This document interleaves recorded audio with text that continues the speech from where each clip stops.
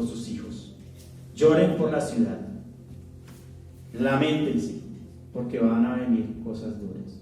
O sea, él decía, no lloren por mí. En cierta forma él estaba haciendo lo que debía de hacer, morir por la humanidad. Pero el pueblo tenía que pagar su pecado de no haber aceptado al Señor. Y eso quedó escrito. Y eso se cumplió.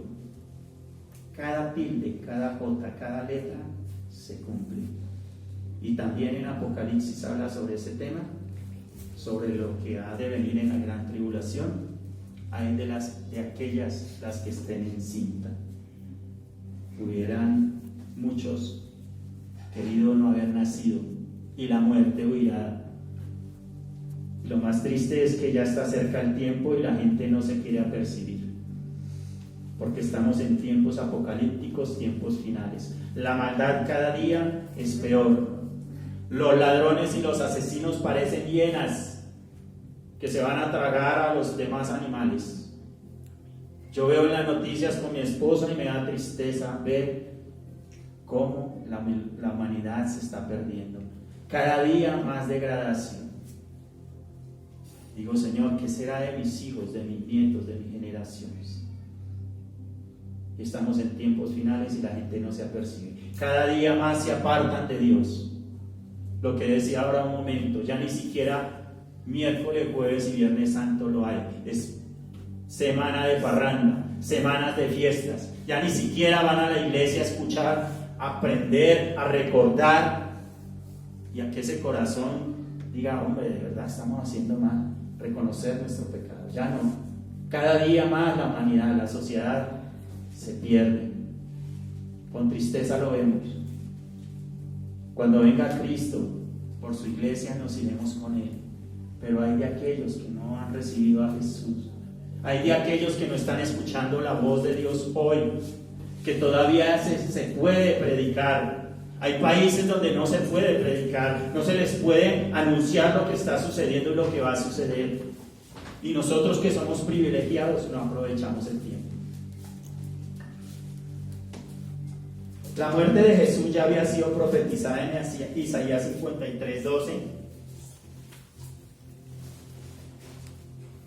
Ya había sido profetizada la muerte de Jesús.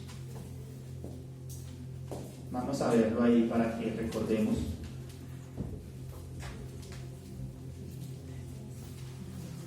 Isaías capítulo 43. Perdón, 53 dije. Ay, gracias, mi hermana, gracias. 53, perdón, 12. ¿Sí?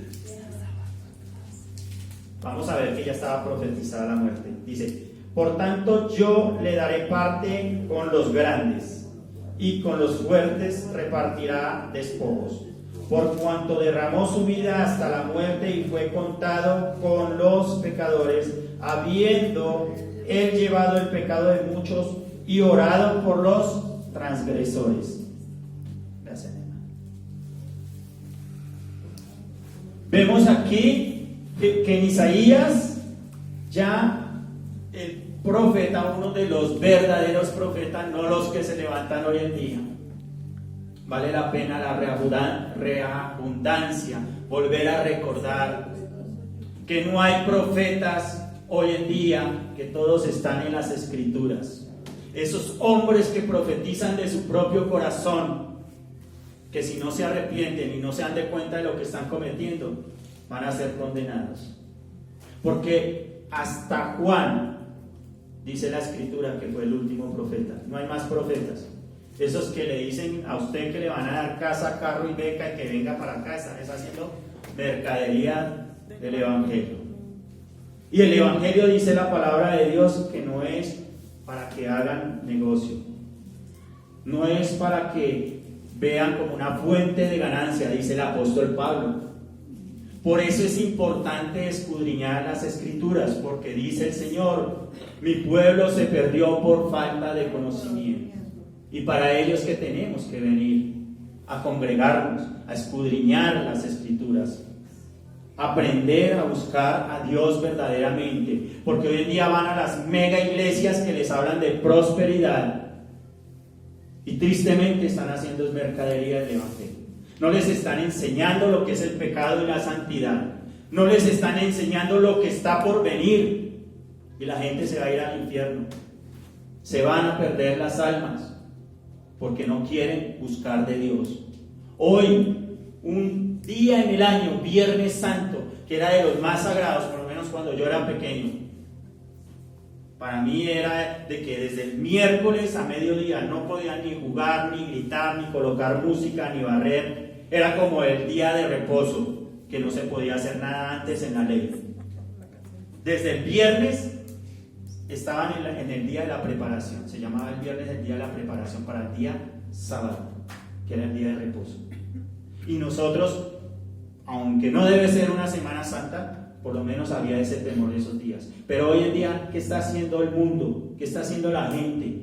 Hoy, Viernes Santo, que deberían de estar escuchando la voz de Dios y recordando lo que Cristo Jesús hizo en la cruz.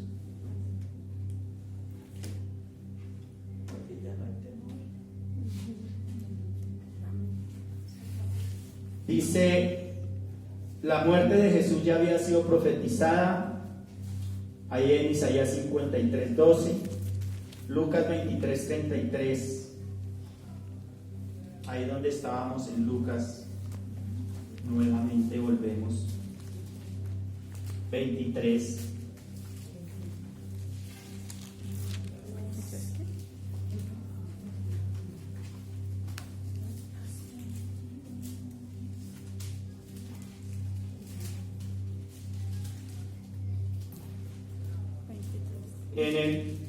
Vamos a leerlo desde el 32. Llevaban también con él a otros dos que eran malhechores para ser muertos, y cuando llegaron al lugar llamado La Calavera, le crucificaron allí y a los malhechores, uno a la derecha y otro a la izquierda. Y Jesús decía, Padre, perdónalos porque no saben lo que hacen. Y repartieron entre sí sus vestidos, echándole suertes. Y el pueblo estaba mirando, y aún los gobernantes se burlaban de él, diciendo, a otro salvó, sálvese a sí mismo. Si este es el Cristo, el escogido de Dios. Los soldados también le escarnecían, acercándose y presentándole vinagre, dándole a beber, dice en otro evangelio, y diciendo, si tú eres el rey de los judíos, sálvate a ti mismo. Y había también sobre él un título escrito con letras griegas, latinas y hebreas: este es el rey de los judíos. Y el 39, y uno de los malhechores que estaban colgados le injuriaba diciendo, si tú eres el Cristo, sálvate a ti mismo y a nosotros. Respondiendo el otro, reprendió diciendo, ni aún temes a Dios estando en la misma condenación. Nosotros a la verdad justamente padecemos porque recibimos lo que merecemos, lo que merecieron nuestros hechos, mas este ningún mal hizo. Y dijo a Jesús, acuérdate de mí cuando vengas en tu reino. Y entonces Jesús le dijo, de cierto te digo que hoy estarás conmigo en el paraíso. Amén. Quedamos ahí en el 43. Vemos que llegaron y lo llevaron al lugar que se llamaba Gólgota. Es un nombre en arameo que quiere decir la calavera. Calvario es el nombre en latín para Gólgota. Calvario es el nombre en latín para Gólgota, pero es Gólgota o la calavera. Posiblemente el nombre se debía a una característica geográfica del sitio, que tenía como una característica, tiene una característica como de un cráneo. Por eso se llama el sitio La Calavera. Y allí era donde crucificaban a los delincuentes, a los transgresores. Amén.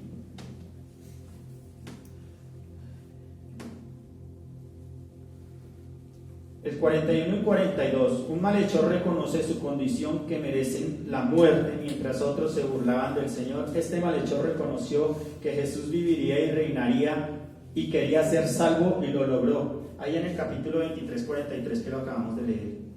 Entonces Jesús le dijo, de cierto te digo, hoy estarás conmigo en el paraíso.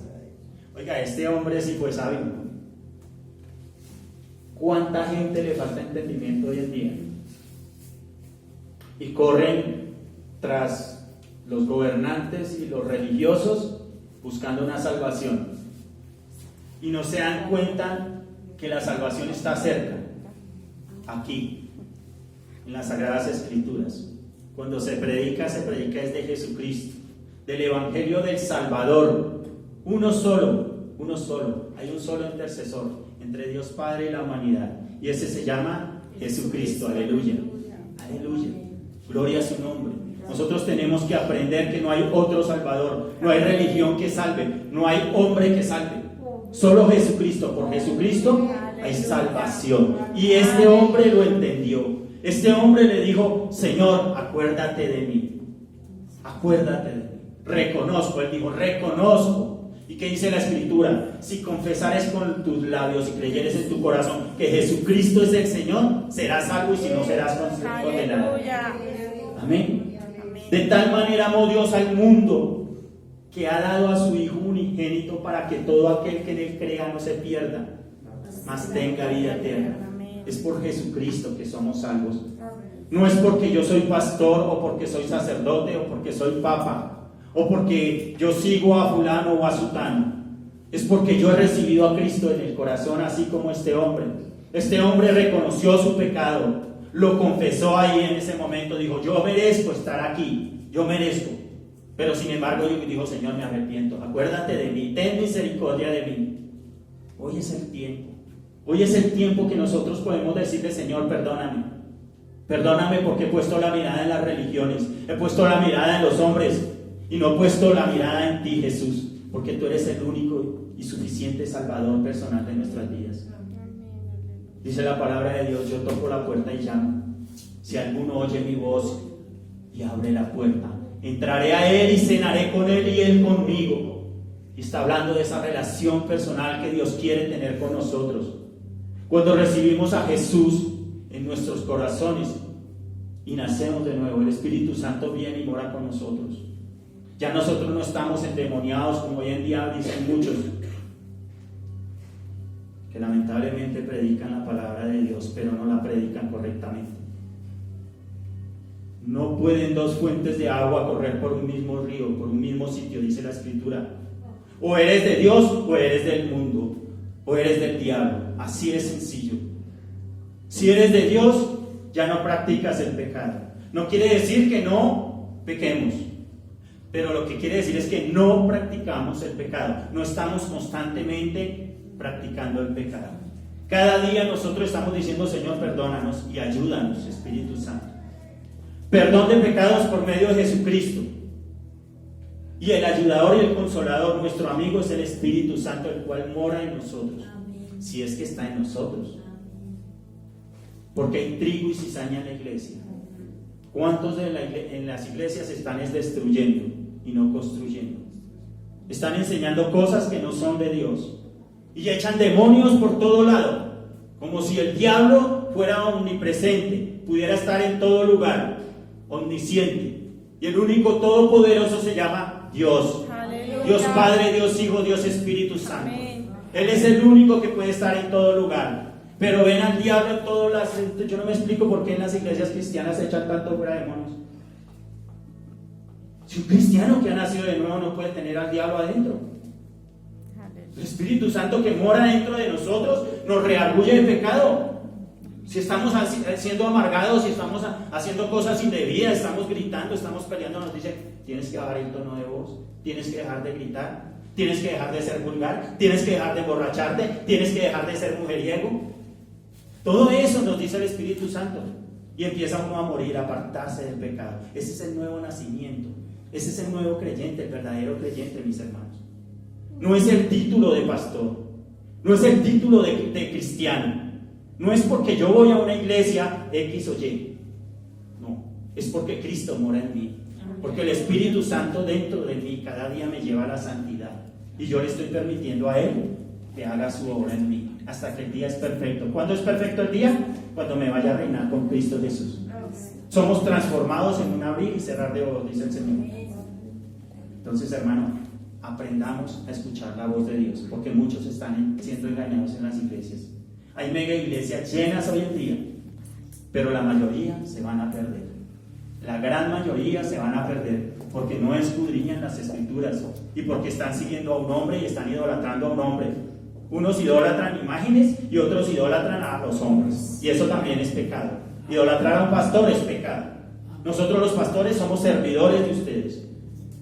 Si Cristo lavó los pies, que significa servir, eso es lo que tengo que hacer yo como ministro del Evangelio. Servirles a ustedes. Predicar el Evangelio no por ganancias, no por interés propio, no para hacerme rico con la fe de ustedes. Y eso Dios nos lo va a demandar. Aquellos hombres y mujeres que me escuchan en las redes sociales, porque sé que más de uno me va a escuchar. Ojo con lo que están haciendo, tengan cuidado. No estoy juzgando a nadie, no estoy juzgando a nadie, ni soy juez de nadie. Si Cristo no vino a condenar al mundo, menos yo. Pero sí tengo que predicar lo que es correcto y lo que es pecado, y tendré que hacerlo hasta el día en que me muera. Aleluya. Entonces Jesús fue llevado al Calvario y fue crucificado. Uno de los malhechores confiesa que Jesús es el Señor y se arrepiente. Esa era la parte segunda de Jesús. Habla la profecía cuando lloró sobre Jerusalén y fue profetizado allí también en Isaías 53, que ya lo leímos. 53:12, que había sido profetizado ese momento de lo que Cristo Jesús padeció. Ahora vamos a ver, el justo muere y no esperan su resurrección. Vamos a ver el 23:54, ahí donde estamos, 23:54 en adelante. Era el día de la preparación y estaba para comenzar el día de reposo, o sea, el día viernes. Pero creo que no he leído desde el 50, leámoslo desde el 50. Había un varón llamado José de Arimatea, de la ciudad de Judea, el cual era miembro del concilio, varón bueno y justo. No todos los que andaban, que crucificaron a Jesús, los religiosos, eran malos. Aquí vemos un hombre, José de Arimatea. Ese hombre también era un principal allá de la iglesia, de aquella época, de la religión de aquella época. Pero era un hombre que fue discípulo de Cristo, y fue un hombre que hacía lo justo. Y así hay muchos en la iglesia, hermanos. No todos son malos ni todos son buenos. Hay trigo y hay cizaña, tenemos que aprender. Y el 51, este que también esperaba el reino de Dios y no había consentido en el acuerdo ni en los hechos de ellos. ¿Sí ven? Él podía estar allá, pero no había comulgado con lo que estaban haciendo para crucificar al Señor. El 52, fue a Pilato y pidió el cuerpo de Jesús, y quitándolo lo envolvió en una sábana y lo puso en un sepulcro abierto en una peña, en el cual aún no se había puesto a nadie. O sea, era un sepulcro que no habían enterrado a ninguna persona. Era el día de la preparación, o sea, el día viernes. Era el día anterior al día de reposo, que era el día sábado, ¿no?, que se celebraba en el Antiguo Testamento. Y estaba para comenzar el día de reposo. Las mujeres que habían venido con él desde Galilea siguieron también y vieron el sepulcro y cómo fue puesto el cuerpo. Vueltas prepararon especies aromáticas y ungüentos y descansaron el día de reposo conforme al mandamiento. Amén. ¿Por qué les doy esta enseñanza, hermanos? Porque yo hubiera podido darles un pequeño sermón como lo dan en la Iglesia Católica, hablar desde la muerte y crucifixión de Jesús solamente. Pero yo creo que cada vez que escudriñamos las Escrituras vemos cosas nuevas, ¿cierto? Amén. Por lo menos cuando se habla de Gólgota, qué significa, el por qué. Cuando Jesús pasó por la muerte y la crucifixión, que ya había sido predestinado, o sea, se había hablado, profetizado en Isaías, ya se había profetizado también en Lucas 19, cuando él estuvo en la entrada triunfal. Él también en ese momento lloró sobre la ciudad y profetizó lo que le iba a suceder. Y luego él también profetiza cuando le dice: no lloren por mí, lloren por ustedes, por sus hijos. ¿Sí? Entonces vemos que esto es muy importante, hermanos, para entenderlo. es importante también entender esto. 23:47. Si Jesús era justo e inocente, era quien decía ser. El 23:47. Cuando el centurión vio lo que había acontecido, dio gloria a Dios, diciendo verdaderamente este hombre era justo. Después de que lo crucificó, después de que lo maltrató, después de que clavó los clavos en las manos, se dio cuenta. Y se dieron de cuenta todos que era un hombre justo al que habían crucificado, ¿cierto? Y el 50, no todos los líderes religiosos judíos se oponían a Jesús, que fue cuando leímos aquí, había un varón llamado José de Arimatea. No todos los religiosos eran injustos, no todos crucificaron al Señor. Cuando todos se disponían para ir al día de reposo, o sea, el sábado, no se podía realizar ninguna labor. Quiero dejarlo aquí porque ustedes dirán, venga, pero las mujeres fueron y prepararon el cuerpo de Jesús, ¿cierto? Pero resulta que ellas no lo prepararon. Quiero que lo entiendan muy bien. Voy a leer otra vez aquí el 55. Y las mujeres que habían venido con él desde Galilea siguieron también y vieron el sepulcro. O sea, siguieron y vieron el sepulcro, ¿cierto? Y como fue puesto su cuerpo, o sea, cuando fue sepultado allá. Y vueltas, o sea, se devolvieron, prepararon especies aromáticas y ungüentos y descansaron el día de reposo. Eso lo hicieron ellas el viernes. O sea, ellas se devolvieron y prepararon las especies aromáticas. Voy a darles una pequeña introducción sobre ese tema. Las especies se adquirieron después del día de reposo. Al parecer las mujeres no esperaban la resurrección. O sea, para hablar lo que el domingo tenemos que hablar, que se celebra la resurrección de Jesús.